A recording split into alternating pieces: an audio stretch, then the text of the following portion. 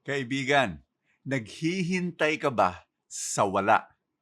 Ang dami kong nami-meet na mga tao na nakaipit sila sa buhay, hindi sila umaandar, 'no? Na lubog sila sa problema, lubog sila sa paghihirap, lubog sila sa isang masamang relationship, tapos hindi sila gumagalaw. Naghihintay lang sila. Tanong, bakit gano'n? Alam mo merong isang napaka-popular na quote, nakalagay ganito yung pagsabi, "Great things happen to those who wait." Alam mo, maganda naman yung quote na yun, eh. Naniniwala ako sa paghihintay, kailangan natin maghintay, importante yan sa buhay. Kaya lang, step 4 na yung wait. Oo, merong step 1, step 2, step 3 na 'pag hindi mo ginawa yung step 1, step 2 at step 3, parang mali yung agad-agad hihintay ka na lang ng grasya.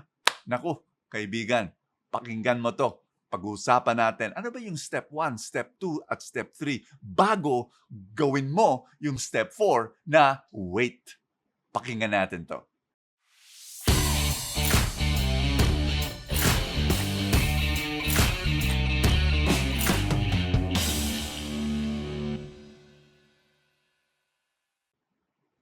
Ang step 1, want.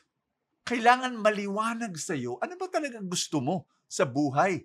Kailangan maliwanag na parang apoy siya na, "Ito ang gusto ko sa buhay ko." Alam mo kaibigan, ganito lang 'yan, nung kinuwento ko na sa inyo 'to, nung first time akong tatay, baby namin, 6 months old, umiiyak na lang 'yan in the middle of the day, in the middle of the wee hours of the morning na hindi ko alam anong gagawin ko, 'no? Kinarga ko na, umiiyak pa rin, pinalitan na ng diaper ng misis ko, ayun, umiiyak na pa rin. Ano ba, gatas-gatas, umiiyak pa rin. Ano ba? Linigyan ng aceite de manzanilla, alam mo ba yun? Para sa tiyan, baka masakit yung tiyan. Ayan, umiiyak pa rin. Alam mo, sa desperation, desperation. Linigay namin yung baby namin sa crib. Lumuhod ako sa harapan ng baby. Para akong sira. Lumuhod ako sa harapan ng baby ko at sinabi ko, "Anak, ano gusto mo? Anong gusto mo? Sabihin mo lang, gagawin ko, ibibigay ko sa..." Alam mo, sagot sa akin, "Wow!" Iyak. Ba't ko kuwento yun sa iyo? Kasi gano'n ang maraming tao.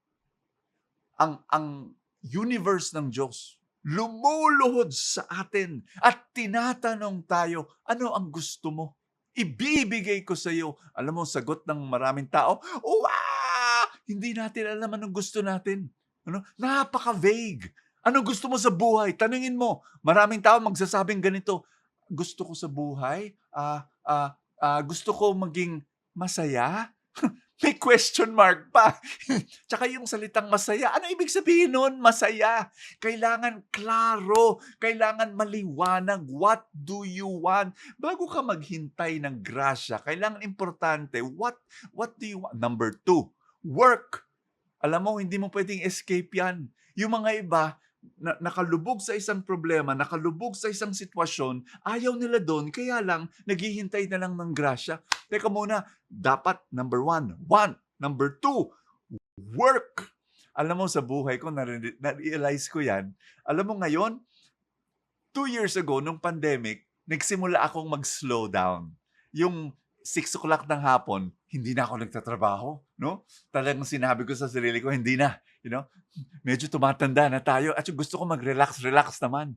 Pero alam mo, biruin mo, 13 years old naging misyonaryo ako. Hanggang the age of 53, which was 2 years ago, ilang taon yan? Mahina ako sa math. 40! 40 years na 14, 15, 16 hours a day ako nagtatrabaho. Walang biro. Grabe magtrabaho. Pero, 'di ba? Kaya maganda yung nangyari sa buhay ko, sa ministry, sa trabaho, sa negosyo, pati sa pamilya. Oh, ano yung number 3? Eto, magugulat ka. Number 1, wait, 'di ba? Want, 'di ba? Number 2, work. Number 3, wrestle. Wrestle? Ano yung wrestle? Ay, yung hindi ka magi-give up. Persistent. Kasi akala natin yung mga successful na tao, talented, hindi. Persistent. Ang dami mga talented, ubod ng galing ng mga tao, napaka-talented, hindi successful sa buhay. Bakit? Hindi persistent. Walang wrestling na nangyayari. Kailangan mag-wrestle ka. May obstacle, hanap ka ng paraan. Huwag ka susuko. Number 1, want. Number 2, work. Number 3, wrestle. After that, doon ka pwede mag-wait. And wait for the great things that will happen. Wait for the blessing of God. Nag-gets nyo yun? Ha? Huwag lang wait ka agad. Hindi. Want, work, wrestle. And then, wait for the Lord.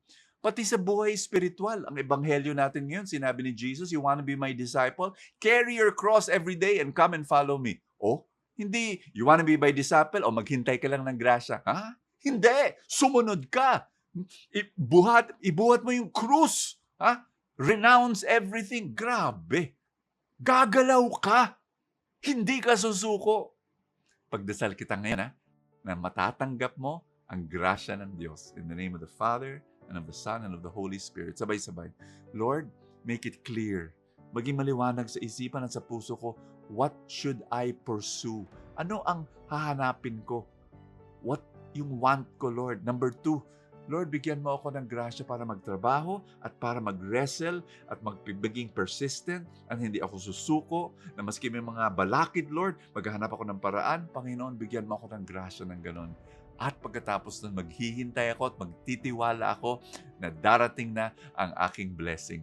Darating na ang aking biyaya. Sa pangalan ni Kristo Jesus, Amen. In the name of the Father, and of the Son, and of the Holy Spirit. Amen.